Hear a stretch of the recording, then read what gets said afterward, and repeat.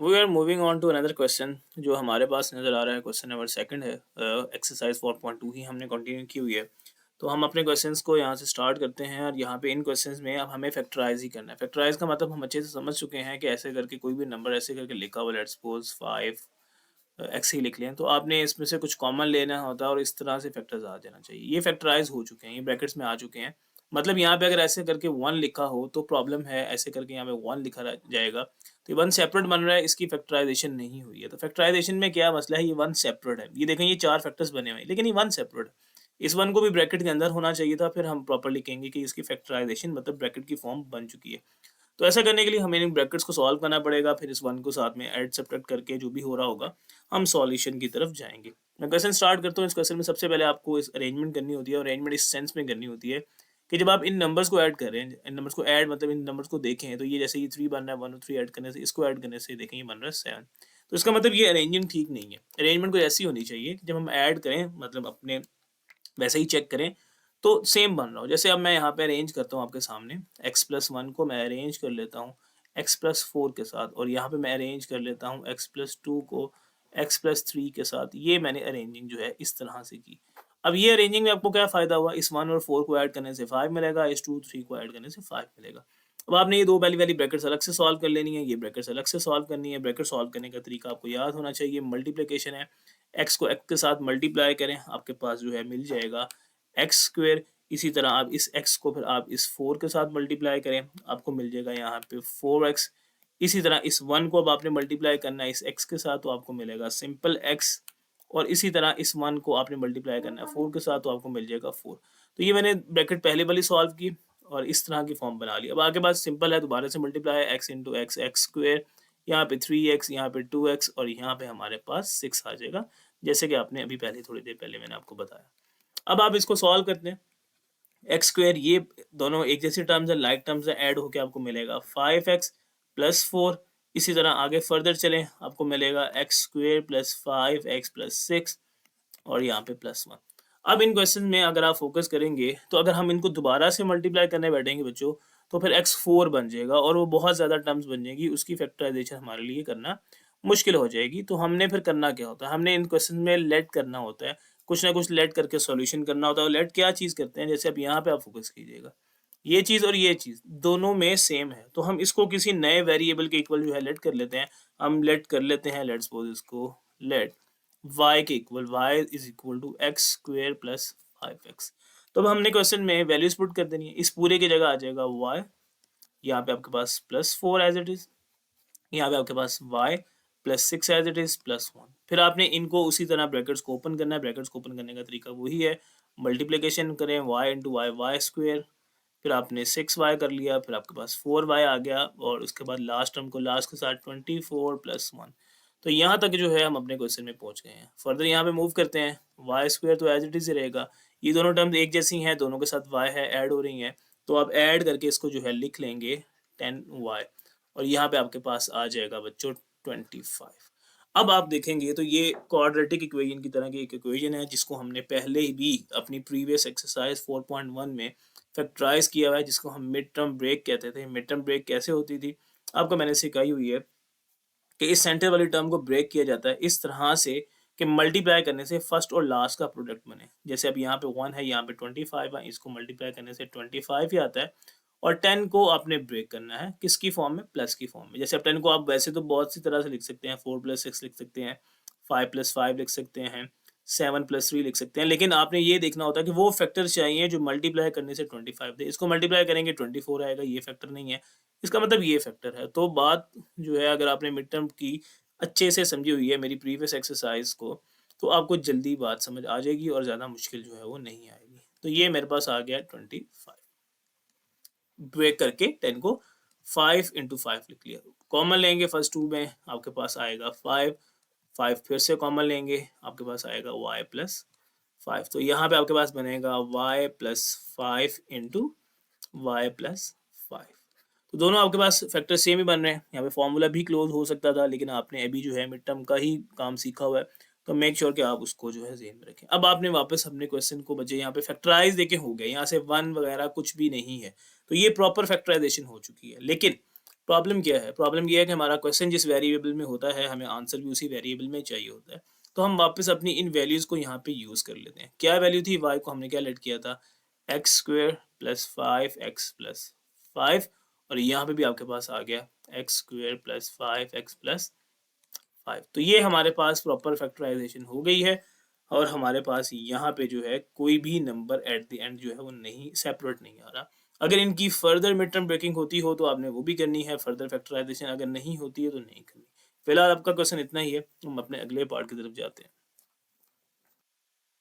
First part के solution के बाद हम इसके सेकंड पार्ट के सॉल्यूशन पे आ रहे हैं। क्वेश्चन आप लोगों के सामने लिखा हुआ है, मैंने आपको स्टार्ट में पिक्चर में दिखा दिया था। तो हम इसको सॉल्व करने की तरफ जाते हैं। हम इन क्वेश्चन को सॉल्व करने के लिए प्रॉपर्ली यहाँ पे 17 नहीं होना चाहिए, हर चीज़ फैक्टर के अंदर ब्रैकेट के अंदर होनी चाहिए और उसके लिए हम इन चारों जो फैक्टर्स दिए हुए हैं इनको अरेंजमेंट करनी पड़ती है। समहाउ कभी कभार करनी पड़ती है, कभी कभार ऑलरेडी हुई होती है। चेक कर लेते हैं यहाँ पे, इन नंबर्स को आप ऐड करके चेक करें तो आपको मिलेगा -5 और इसको भी ऐड करेंगे तो आपको मिलेगा -5, क्योंकि माइनस माइनस प्लस है, इसका मतलब यहाँ पे ऑलरेडी अरेंजमेंट उसने कर रखी है। तो फिर आपने जब ऑलरेडी अरेंजमेंट कर रखी है तो फैक्टर्स की अरेंजमेंट आपने छेड़नी नहीं है, डायरेक्ट आपने सॉल्व करना शुरू कर देना है। पहले इन दो को सॉल्व करेंगे, x इंटू एक्स मल्टीप्लाई करेंगे एक्स स्क्वेयर, एक्स को 7 से करेंगे -7x, यहाँ पे 2x आएगा -14 आएगा। इसको आपने सॉल्व कर दिया, ब्रैकेट क्लोज कर दें। इसी तरह यहाँ पे मल्टीप्लाई करेंगे, -x आएगा, -4x आएगा, +4 आएगा। मल्टीप्लिकेशन क्योंकि कोई नई बात नहीं है, मुश्किल बात नहीं है, तो इसलिए मैंने उसको ज़्यादा एक्सप्लेन जो है नहीं किया। फर्स्ट टर्म को फर्स्ट टर्म के साथ मल्टीप्लाई करते हैं, फर्स्ट को सेकंड टर्म के साथ और इसी तरह सीक्वेंस मूव ऑन करते हैं। एक्स स्क्वायर है एज इट इज़, ये दोनों लाइक टर्म्स हैं। लाइक का मतलब दोनों के साथ एक ही वेरिएबल है, सेम वेरिएबल एक्स है, बेसिकली एक्स स्क्वायर नहीं है। तो माइनस प्लस माइनस आपके पास साइन बड़ी वैल्यू का माइनस आ गया, साथ में एक्स एज इट इज। यही काम आप यहाँ पे करते हैं, माइनस माइनस प्लस करेंगे, एक जैसे टर्म्स हैं तो प्लस आएगा, 5x हो जाएगा। साइन बड़ी वैल्यू का ही यूज़ होता है और यही काम यहाँ पे हुआ है। ये 17 है एज इट इज।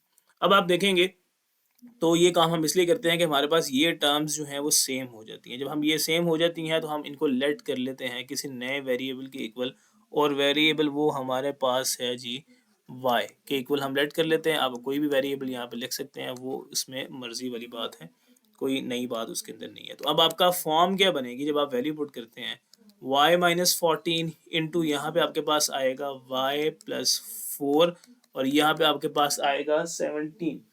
तो इसको करने के बाद आपने यहाँ पे इसको सॉल्व कर लेना है। सॉल्व करने का मतलब इन ब्रैकेट्स को दोबारा से मल्टीप्लाई कर लेना है।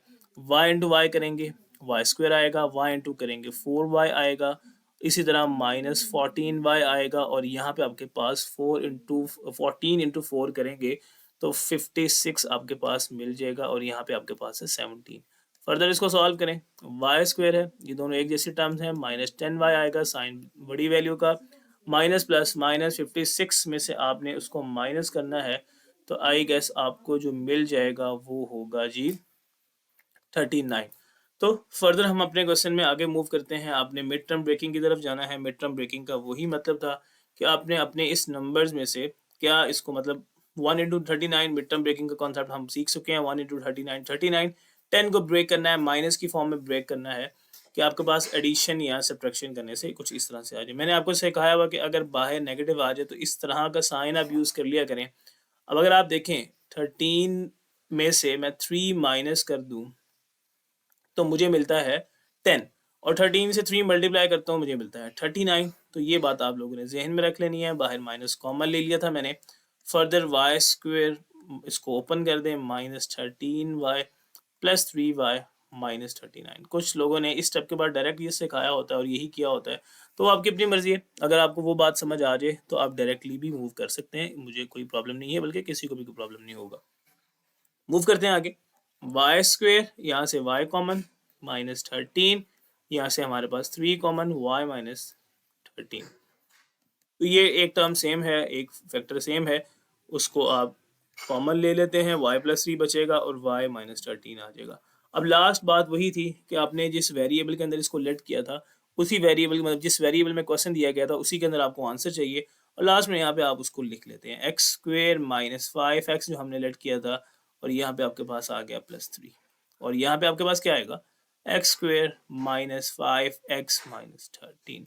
तो यहाँ तक आपका क्वेश्चन जो है वाइंड अप हो जाता है। देखें लास्ट में कोई नंबर जो है वो नहीं बच रहा, अलग से सारे का सारा आंसर आपका फैक्टराइजेशन में आ गया। और अगर यहाँ से आगे फर्दर फैक्टराइजेशन हो रही हो तो आपने कर लेनी है, अदरवाइज़ इतना ही आंसर बहुत है और ये आपका आंसर जो है बुक से मैच भी करेगा और आपका आंसर जो है ठीक होगा। मैं उम्मीद करता हूँ आपको बात समझ आ जाएगी। हम चलते हैं अगली पार्ट की तरफ। I am going to start third part of this question. Concept same है, उसने इस दफ़ा फैक्टर्स की बजाय डायरेक्ट आपको एक सॉल्यूशन फॉर्म दे दी है। आसान काम कर दिया उसने आपके लिए कि आप इसको देखेंगे तो ये ऑलरेडी सेम है, तो आप स्टार्ट से ही लेट वाला जो है काम कर सकते हैं, जो कि आपको पहले पहले अरेंज करके करना पड़ता था और मल्टीप्लिकेशन करके करना पड़ता था, लेकिन इस दफ़ा उसने आपको डायरेक्टली ही दे दिया। तो आसान हो गया क्वेश्चन आपके लिए थोड़ा सा।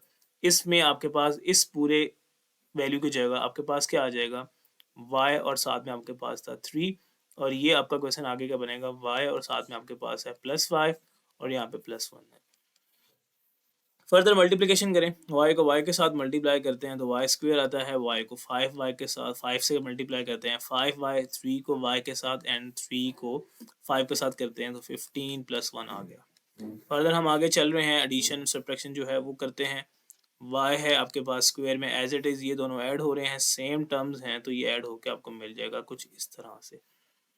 तो अब आपने यहाँ पे इसकी मिड टर्म ब्रेकिंग कर लेनी है। फार्मूला लग रहा हो समहाउ तो फार्मूला भी लगा सकते हैं, यहाँ से आपकी अपनी मर्जी होती है। मैंने आपको फैक्टराइजेशन में मिड टर्म ब्रेकिंग सिखाई है, आप उसी को फोकस कर लें। 16 है, इसको ब्रेक करना है, सॉरी 8 को ब्रेक करना है कुछ इस तरह से कि ऐड करने से तो 8 ही है, मल्टीप्लाई करने से 16 है। बहुत आसान सी बात है, 4y + 4y, 4 और 4 को ऐड करेंगे 16 आएगा, ऐड करेंगे तो 8 आएगा, मल्टीप्लाई करने से 16 आएगा। अब यहाँ पे आप y को कॉमन ले लेते हैं, y और साथ में आपके पास 4 आ जाता है, यहाँ से आप 4 कॉमन लिखते हैं, यहाँ से आपके पास y + 4 आ जाता है, ये और ये टर्म हमेशा सेम होनी चाहिए, तो ये आपके पास इस तरह से लिख लिया जाएगा y + 4 और y + 4। अगर आप कहीं पे देखेंगे तो हम यहीं पे इसके फॉर्मूला भी पुट कर सकते हैं, अदरवाइज मतलब वैल्यूज पुट कर सकते हैं, अदरवाइज हम इसको स्क्वायर की फॉर्म में लिख सकते हैं। कभी कभार उसने स्क्वायर की फॉर्म में इसको लिखा होता है, तो मेक श्योर कि आप उसको स्क्वायर की फॉर्म में लिख लें। अब आपने कुछ भी नहीं करना, आपका क्वेश्चन जो है y वेरिएबल में नहीं था, आपका क्वेश्चन x वेरिएबल में था, तो आपको सिंपली आंसर में भी x वेरिएबल चाहिए होता है। तो जो आपने लेट कर रखा था वापस उसको उठा के आप पुट कर देंगे और आप अपने सोल्यूशन की तरफ चले जाएंगे। y की जगह क्या लेट किया था, स्टार्ट में आप देख सकते हैं 2x² + 7 और साथ में आपके पास यहाँ पे है 4 और होल में स्क्वायर को एज इट इज आप रख सकते हैं। तो ये हमारा आंसर था, बहुत आसान सा काम था, पिछले दोनों क्वेश्चन की निस्बत ये क्वेश्चन ज़्यादा आसान था क्योंकि यहाँ पे आपको ब्रैकेट्स की अरेंजमेंट नहीं करनी पड़ी, डायरेक्ट अरेंज करके उसने आपको बात जो है वो दे दी है। तो उम्मीद करता हूँ बात समझ आ जाएगी। फोर्थ पार्ट की तरफ मूव करते हैं। Moving on to another question, जो हमारे पास फोर्थ पार्ट है इसी क्वेश्चन का। तो बात आपके पास फिर से सेम है, बात बहुत आसान है कि ऑलरेडी उसने आपको फैक्टर्स जो हैं वो अरेंज करके दे दिए हैं। अगर आप देखेंगे तो ये चीज़ और ये चीज़ सेम है, तो हम इन चीज़ जो सेम होती है उसको लेट कर लेते हैं। प्रीवियस पार्ट में भी हमने यही किया, तो मैं इस दफ़ा जो है यही काम करने वाला हूँ। अगर आपने प्रीवियस पार्ट अच्छे से समझा तो आपको जल्दी से ही क्वेश्चन समझ आ जाएगा। तो विदाउट एनी टाइम वेस्ट हम अपने क्वेश्चन को आगे सॉल्व करते हैं। यहाँ पे आपके पास वायलेट हो गया है, तो मेरे पास क्वेश्चन कुछ इस तरह से बनेगा, हमारे पास y + 3 और यहाँ पे मेरे पास क्या बनेगा, y + 5 बनेगा। ब्रैकेट एज इट इज़ रहती हैं, लास्ट में -3 एज इट इज़। इस -3 को हमने ख़त्म करने के लिए सारा काम करना है, इसको भी किसी तरह अरेंज करके फैक्टर में लाना है किसी और नंबर की फॉर्म में। ब्रैकेट ओपन करेंगे, y × y y² होता है और उसके बाद आपके पास y × 5 करेंगे, यहाँ पे 5y बनेगा, यहाँ पे आपके पास 3y बनेगा। जस्ट मल्टीप्लिकेशन करते जाएँ, 15 बनेगा और यहाँ पे 3 आ जाएगा। सॉल्व कर लेंगे, ये आपके पास है y², एक जैसी टर्म्स हैं, ऐड करने से 8 आ जाएगा और लास्ट में इनको माइनस करने से 12 आ जाएगा। अब बहुत आसान क्वेश्चन है, फिर से आपको मिड टर्म ब्रेक करना है। फर्स्ट में 1 है, लास्ट में 12 है, मल्टीप्लाई कर रहे हैं 12 आता है।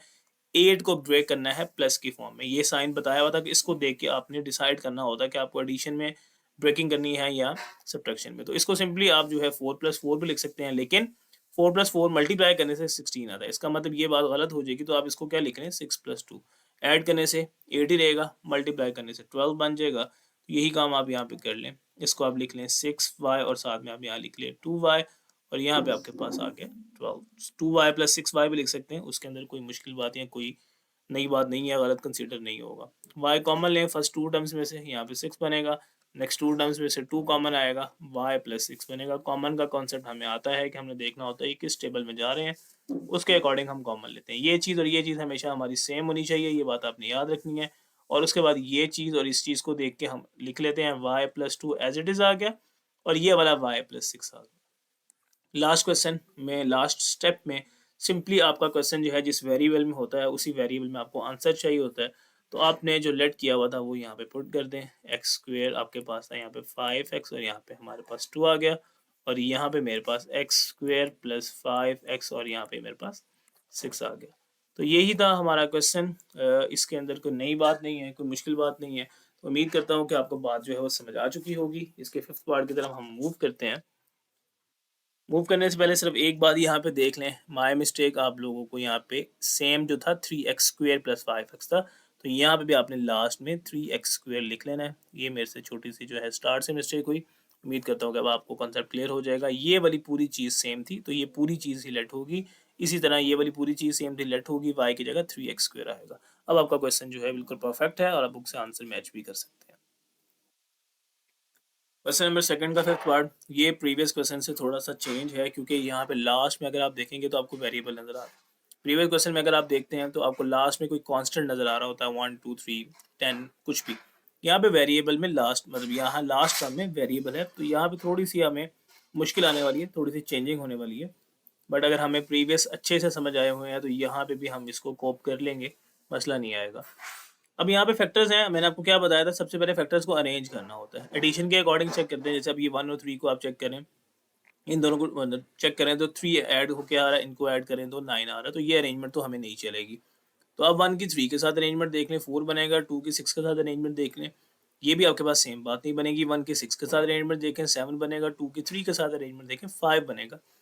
सिंपल सी बात याद रख लें, इन फैक्टर्स में जहाँ पे लास्ट में कांस्टेंट नहीं आ रहा तो फिर आपको एडिशन के अकॉर्डिंग नहीं चेक करना होता, फिर आपको मल्टीप्लिकेशन के अकॉर्डिंग आपके फैक्टर्स चेक करने होते हैं। जैसे इस फैक्टर को देखेंगे, 1 है, यहाँ पे 6 है, 1 इंटू 6 6 बनेगा, 2 इंटू 3 6 बनेगा। तो आपने इस तरह से इस फैक्टर्स को अरेंज करना है। x प्लस 1 के साथ कौन सा फैक्टर मैं लिखने वाला हूँ, अरेंज करके x प्लस 6, और लास्ट में मैं क्या लिखने वाला हूँ, x प्लस 2 और साथ में x प्लस 3, और ये वेरिएबल, ये वाली टर्म तो अभी एज इट इज ही चलेगी यहाँ तक।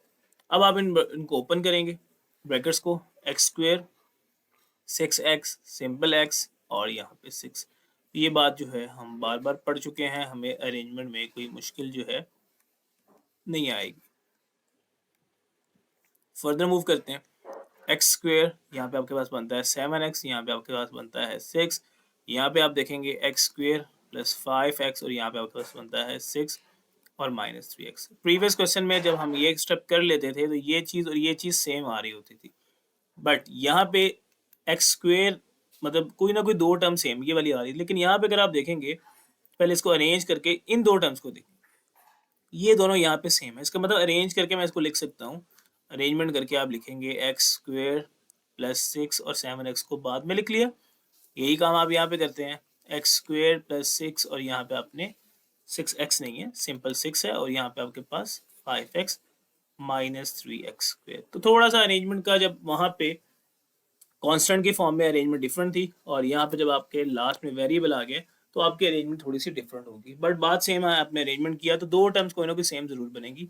ये दो टर्म्स सेम है, जब टर्म सेम आ जाए तो हम उनको लेट कर लेते हैं किसी नए variable y m k l what ever you want. X square है और ये 6 जो सेम था इसको मैंने यहाँ लेट कर लिया। अब आप क्या करेंगे, आप अपने क्वेश्चन में वापस इन वैल्यूज को प्लेस करेंगे और फिर देखेंगे कि क्या फॉर्म बनती है। मैं यहीं पे आपको करके बता देता हूँ, देखिएगा हमारे पास क्या बन रहा है। इस पूरी टर्म की जगह हमारे पास आएगा y और साथ में आपके पास आ जाएगा 7x, और यहाँ पे आपके पास क्या आएगा y प्लस 5x और लास्ट वाला minus 3x square as it is ही चल रहा है।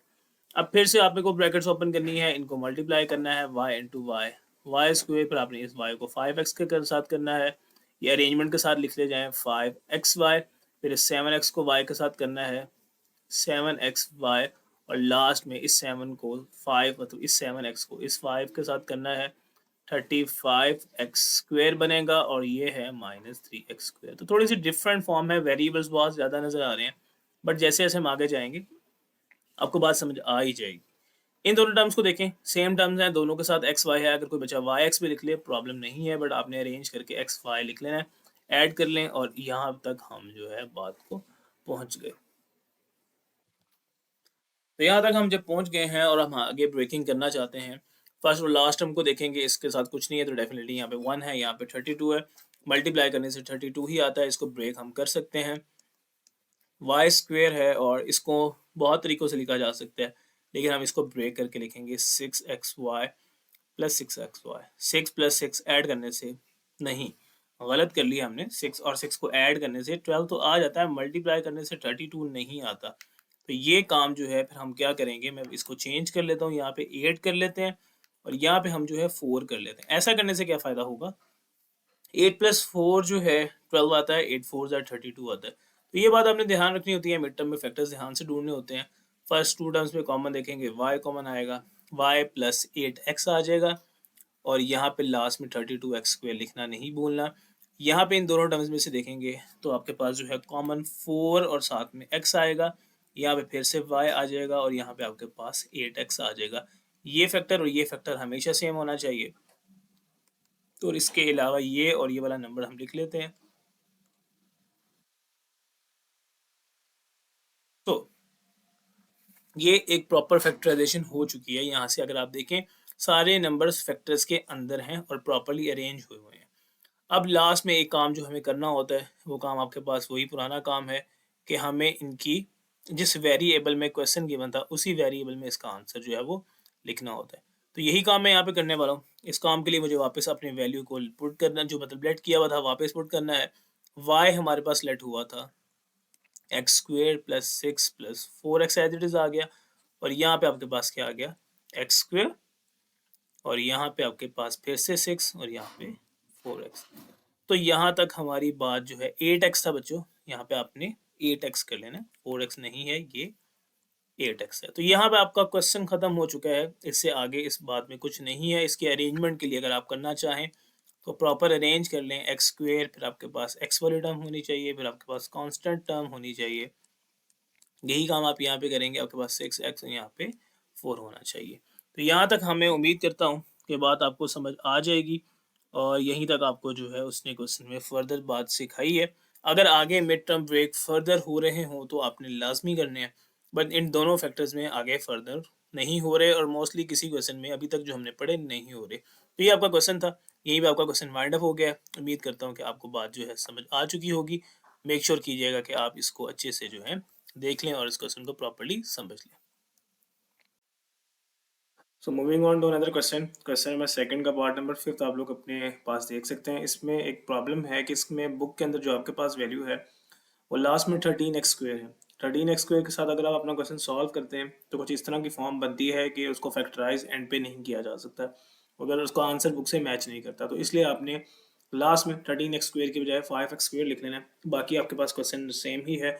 हमने इनकी अरेंजमेंट कुछ इस तरह से करनी होती है। आप लोग को याद होना चाहिए कि जब आप इनका प्रोडक्ट लें, मतलब इनको ऐड करें, जब हमारे पास लास्ट में वेरिएबल आ जाए तो हमने एडिशन की बजाय प्रोडक्ट चेक करना होता है, जैसे हमने इसके लास्ट पार्ट में किया था। तो आप इसको कुछ इस तरह से अरेंज करते हैं कि यहाँ पे आपके पास x प्लस 1 और यहाँ पे आप इसके साथ लिख लेते हैं x प्लस 2, ताकि आप इसको जब मल्टीप्लाई करें तो सेम ही बात बने। और ये x माइनस 1 और ये x माइनस 2 और लास्ट वाला 5x स्क्वेयर जो है एज इट इज चलता है। ऐसा करने से क्या फ़ायदा होगा, जब आप इस 1 और 2 को मल्टीप्लाई करेंगे तो 2 आएगा, इस -1 को -1 से -2 से मल्टीप्लाई करेंगे तो पॉजिटिव 2 ही आएगा। और हमने अरेंजिंग इसी तरह से करनी होती है।